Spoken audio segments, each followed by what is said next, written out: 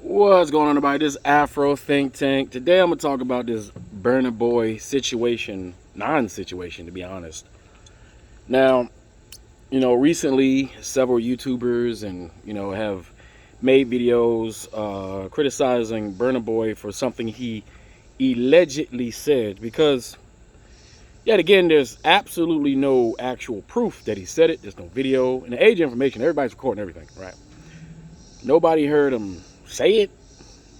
There's no written down quote. And I can't just take random people's word for it, right? Because, see, Burna Boy is a Nigerian artist, right? And this is what I've noticed. Anytime a prominent Nigerian starts to connect with African Americans and the Jamaican, the Caribbeans, somebody somewhere has to break that up, right? Somebody has to break that up. Somebody has to throw something in there to try to divide that, because that's dangerous. That a Nigerian, right, would be trying to connect his diaspora. I want you to see where I'm going with this. In the age of information, I think it's becoming broadly aware to the masses of African Americans and Caribbeans that we come from that place that we now call Nigeria. That's our root. Those people are our family. That's why if you look at Nigeria and Nigerians, they're very similar to the African American, right? I hear a lot of African Americans complain saying that Nigerians are like biting African American culture, right? Or biting African culture. And to me, that's a low way of thinking, because if you raise your awareness, raise your elevation of knowledge, right? Learn how to bring in information, process it, and get rid of the shit that doesn't matter or that's just wasteful, and just take some pure information. You will understand that the reason why Nigerians seem to be imitating or emulating African Americans is because Nigerians and their culture and the way they are doesn't change depending on where they are or how long they've been from that place. African Americans are, for all intents and purposes, Nigerians for the most part. So it wouldn't be too crazy to say that African American culture, from the way that we eat, from the way that we speak, from the way that we interact with our families, it wouldn't be too far-fetched to say that because we are the same people, we tend to act the same way. Now, let's tackle the whole not having culture. Burna Boy, if you go off of what he's known for saying, Burna Boy encourages African people, right? His people. Keep in mind, he represents the root of this great tree, right? Those Nigerians. And Nigeria represents all of Africa. You have to go there to know that every type of African is in this place we call Nigeria, all right? So you can find every phenotype, every type of culture, all the diversity of Africa you can find within this place that we call Nigeria, right? It's the root and a representation of Africa, right? So African Americans, who are a combination of all of those tribes and their differences with each other. Let's keep in mind, African Americans are a result of disunity and discombobulation of West Africa. We are an amalgamation of the warriors who captured their enemy, their African enemy, right, at the time, and sold them into a system they didn't know anything about, right? Understand this. So we African Americans are basically Nigerians. We're just over here. Just because there's water in between us doesn't make us any different. We are Nigerian, for argument's sake. So people who don't know what Africans are like, because we're just learning. Like most of the Africans, they have no idea what an African looks. The only idea of Africans they know are the ones in loincloths, starving with big bellies and stuff. They don't know, right? They don't know that when they if they were to go to Nigeria, they would see themselves. They don't know that if they go to Nigeria and see the actual media in Nigeria, how the young men act, how the young ladies act, it will be very similar to how African Americans act. If you see the family structures, now we're not talking about the stereotypes that a lot of us still hold on to. We're talking about the true and actual family structure and we're talking beyond culture. We're just talking about just how we are genetically, right? Culture is not going to change that. Just how we are genetically. Look at how the family is structured. How big mama, grandmama, grandpappy, dad, mom, kids. It's the same structure, right? We have the same structure that they have. It's just that we're not aware of it. They're not aware of it. Why do they gravitate towards us so much? Because they're gravitating to themselves. Why do we resist the Nigerian as they try to gravitate towards us? Because we've never seen ourselves like that. Because the white people made sure we didn't see ourselves like that. African Americans are looking at their identity. They're looking at their true selves when they look at Nigerians and Ghanaians and all of them. But we're talking about Nigeria. We looking at our true selves and we don't recognize it. And we get flustered and we get offensive because we're so used to this perverted version of ourselves because we have too much Western white influence within us, right? And asking someone to change or to be different, is an issue because people usually get settled in and they don't want to change, right? And they don't like to see themselves. People don't like to see themselves like, that they can't recognize. Some African Americans who are less knowledgeable, maybe not so intelligent, or just plain ignorant, when they see a successful Nigerian, instead of being happy for that black person who they can identify with because they're family, they see competition. For the first time, African Americans have a group of black people that they're worried about. They have a group of African Americans that they're intimidated by. So that's why you get these visceral responses from people whenever a Nigerian is brought up, right? You see in yourself, and sometimes if that person's doing something better, you feel like it's competition, but it's not. It's just you. Black excellence is black excellence, whether it's in Nigeria or in America. We have the same intelligence, the same physical capabilities. We have the same level of coolness. We make the same type of beautiful music. It's just that African Americans, we have a genre, a subgenre within our music that's death music, utilizing our beautiful African drums and adding stupid, dumb spells to it. Spells, words, meaning spells, making our people want to kill each other, and that's supposed to be music, right? Jamaicans also do the same thing. They got a subgenre of their music that's about killing people. They use that beautiful African music, that beautiful African rhythm, that beautiful African swag, right? But the poison is in the words that are used, and that's all being manipulated by the people who control the industries, which are white Westerners. All right? But in its purest form, our music is the same.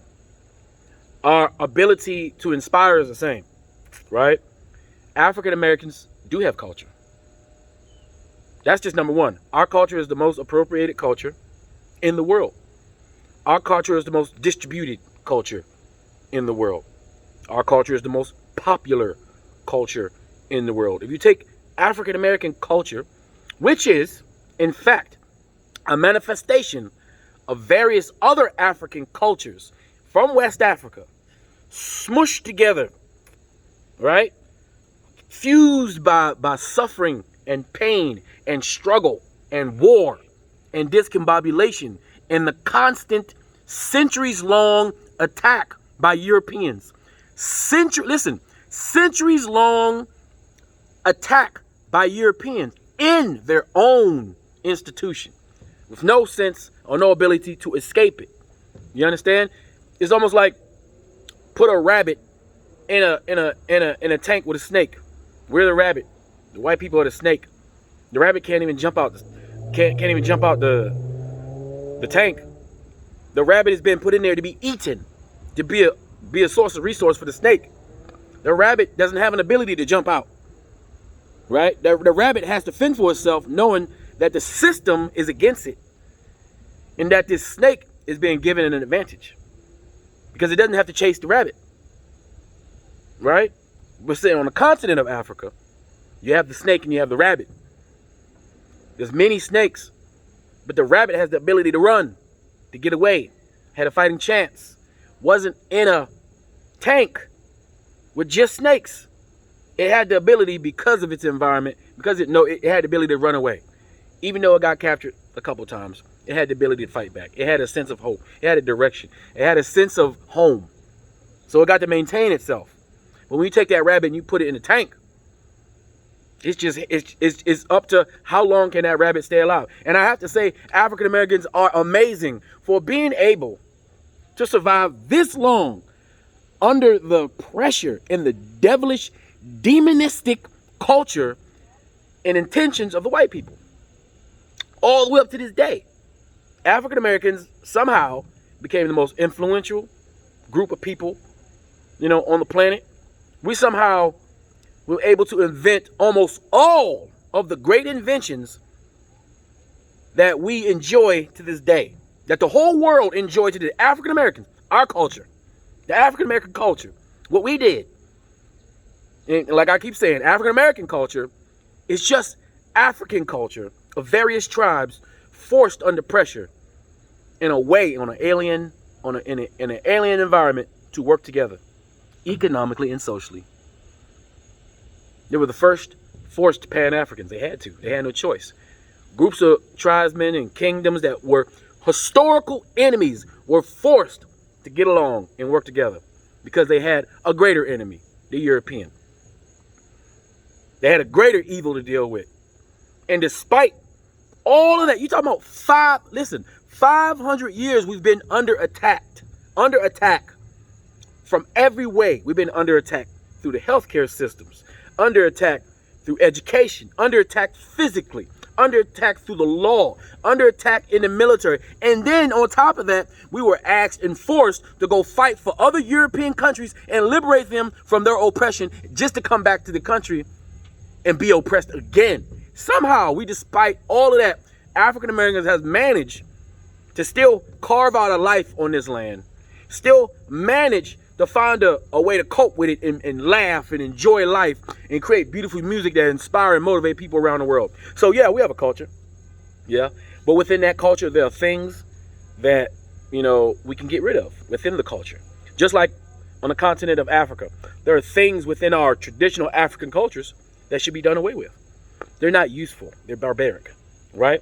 And I don't like the whole thing where people saying, well, if you're so great, if your African culture is so great, how did you let the white people, look at your country, look at y'all. So if y'all so great, look at y'all countries. To me, that's a shallow way of thinking, because it's like, we should be intelligent enough to know why. We've already answered that question. We know why intelligent, beautiful, culturally rich Africans were taken advantage of. We know why. It's because we thought white people were like us. And they weren't. They tricked us. We got tricked. And we were naive. And we have evil people within our communities that will sell us out for money. Plain and simple. Every community has the same thing. Right?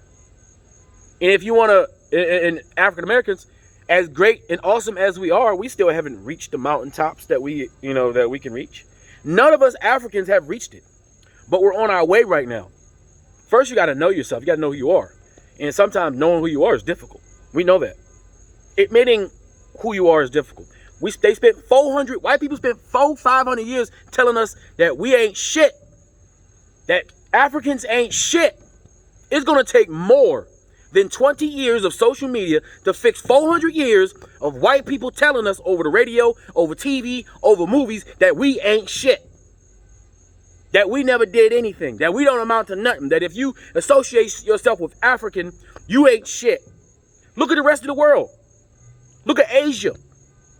They don't love their skin. They're over here putting white shit. Where do you think that bleaching come from? Asia. They want to be close to whiteness. Indians, they want to be close to whiteness.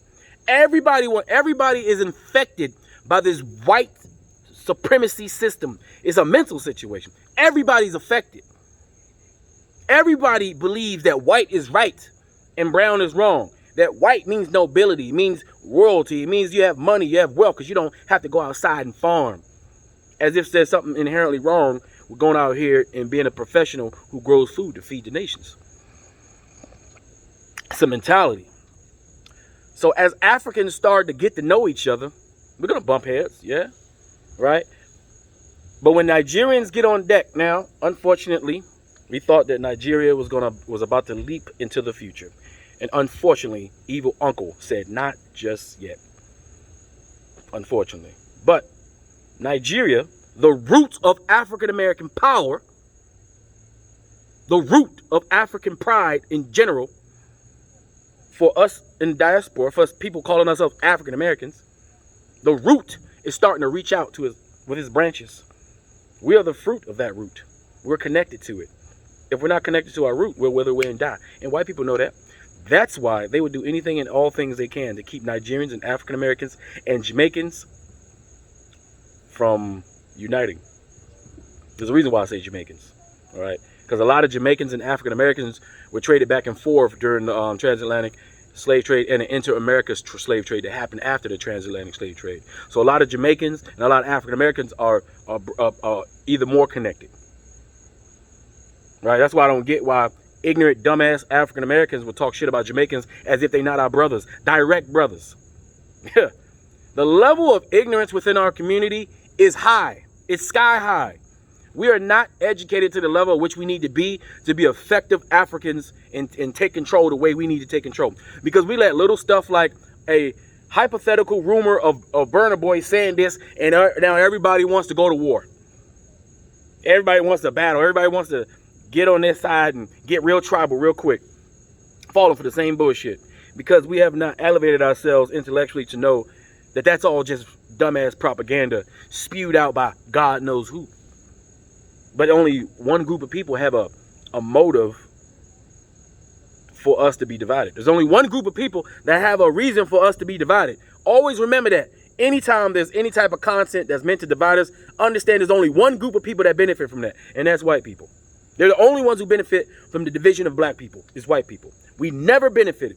Not one group of us benefit from dividing from each other. There's no benefit in fighting with another black person at all on this planet while we're at war with white people that want to take all of our shit still. And if they can't have it, they're going to fuck it up for everybody. And we know that's what they want to do. We know that. And when I say white people, listen, when I say white people, I want you to understand, I'm talking about the people that subscribe to white supremacy. Because white is not a thing. They forced black on us, even though we kind of was saying black. They didn't kind of call us black.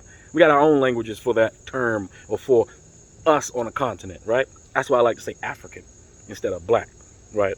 Well, I could say Alkebalan, but that's really long, and a lot of people don't know what that is. We ain't even ready for that yet, right? But what I'm saying is, there is zero benefit for any group of Africans to beef, battle, fight, or war with other Africans. We are already at war. We can't afford to be at war with each other. So you got a man like Burna Boy, right, who is advocating, right, like many other black artists from Nigeria and America, because we're the same, so we have a tendency to advocate. We have a tendency to speak out. Our women are strong. Our men are strong and intimidating. That's why if you go anywhere in Africa as an African American, the first thing they're going to do is think that you're a Nigerian. Until you start speaking, then they're going to know you're an African American. Because the archetype of the West African is just the archetype. You understand? Y'all know what I'm talking about. There's a certain type of African that's known for our war prowess, known for our vocal capability, known for our connection to the rhythm, known for our protesting ability, known to be boisterous and speak loud, truth to power. There's a certain group of Africans. And it just so happens that Nigeria, the area of Nigeria, is the root of that type of African. And African Americans are a result of that type of African over here. And everything we've ever done is because of the nutrients that we got from our root before it was disconnected. So When I see divisionist videos like this, everybody want to get paid. Everybody want to go on YouTube and make their videos and stuff. Everybody want to take this opportunity to get disrespectful. If you black and you got a problem in Nigeria, this is your moment, right? You're going to get out there and go talk about, oh, Burna Boy, he trying to be African American. How you going to try to be himself? How is Burna Boy, the Nigerian, going to try to be himself? He is being himself. You just don't know that because you don't know what yourself is. That's the issue. Your lack of knowledge is the issue. Just like Nigeria, there are Nigerians who don't know what African Americans and our accomplishments are. They don't know that when they come over here and they enjoy all these privileges, that is because of us, because of them, because of their sisters and brothers that were over here. Because of us is the reason why they can all enjoy it. Most POCs who come over here disrespecting us don't understand that the reason why they have the ability to disrespect us is because we gave them that ability to disrespect us. Because we fight on behalf of everybody. While they give us their ass to kiss. But one day, they are going to regret that shit. Because Africans are on the rise. And Africans are getting more intelligent. And we're getting smarter. And we're finally having to face ourselves. There's a lot of culture within Nigeria and various other West African countries that we need to pick up. That we need to pick some of that stuff up.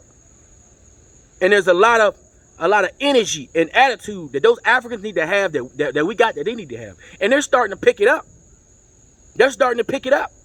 They're starting to have that type of attitude they need to fight back against an invisible system that they didn't even see before. But now they can see it. So they getting a little bit from us, and we getting a little bit from them. It ain't nothing wrong with that.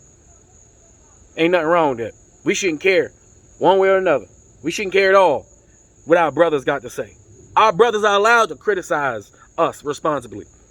Just like we feel like we got the right as African Americans to criticize and talk about everybody else, it's the time for other Africans from other places to be able to also criticize us about the things we need to work on. Because it's true.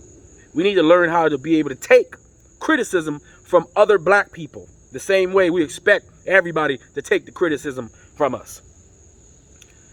So I know what Burna Boy was saying. Burna Boy was saying, African Americans, you guys need to reconnect to us. Y'all brothers and sisters, you need to reconnect to us. Some of the things that you guys are doing over here is not your culture. You need to get rid of that. Like this thuggery and shit. You know, thuggery, that's not us. That's European culture. Yet we make it look cool. That's why everybody equates that to us. There's a lot of things we need to pick up from Africa that will enrich us as people, that will reinforce the things that we do as African Americans, the things that we think that we just created by ourselves, not realizing that this is just a collection of various kingdom and tribes traditionals that we do here, along with having to, supplement some of the things we couldn't get, like the way we eat. We eat like Nigerians. African Americans eat like Nigerians, but people like to disrespect African American food and say it's not healthy. That's not true. African American food is healthy. It's very healthy.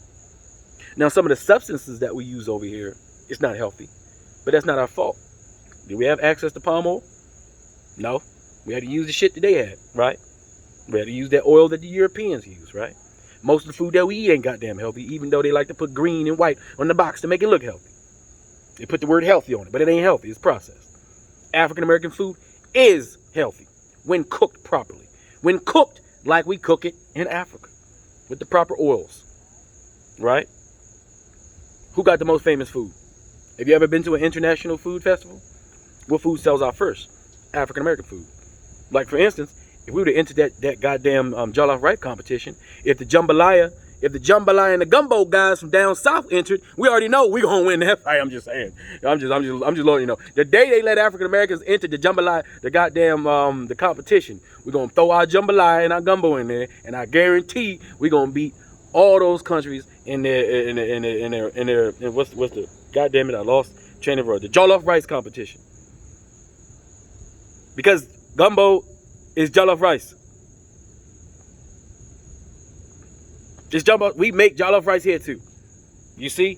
But once you start making those connections, then you can have your like, aha moments. Like, oh, yeah, that makes sense. Shit started to make sense. And that's just dangerous for white people. All right? So, I'm going to wrap this up. Burna Boy didn't say nothing wrong. Just learn how to take criticism. And learn how to, and if you didn't hear him say it, if there's no article That's how he said it. Don't take it with a grain of salt. Look at the sentiment of what he was trying to say. Keep in mind, he speaks a different type of English from us. They speak, Nigerians speak a British form of English. We kind of we had the British form of English, but we done Americanized it already. We done already turned it to something else. So sometimes the way they communicate, it could, and I know this from experience, because I talk to Nigerians all the time, the way they talk is a little bit different from us within the English language. So you have to kind of, sometimes you can be offended by something, but they're not being offensive. So you have to be smart enough and aware enough to know that when communicating with somebody, even if you're speaking the same language, the words are interpreted differently.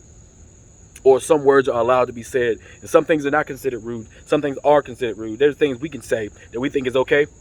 If you say to a Nigerian, a Ghanaian, a Sierra Leonean, they'll feel disrespected. And vice versa. That's just miscommunication. And that's going to happen. And we got to be mature enough to be able to understand that that's going to happen. And not get in our feelings by every little bump in the road of communication, every little bump in the road of progress. We can't just stop our progress to have a whole beef session about something that's really insignificant, and that you could just take the lessons out of it instead of just getting mad. It's immature. Are we children? Children do that. We're supposed to be adults. We need to be acting like adults. Anyway, that's all I got to say. This is Afro Think Tank. Learn something, teach them. I'm out.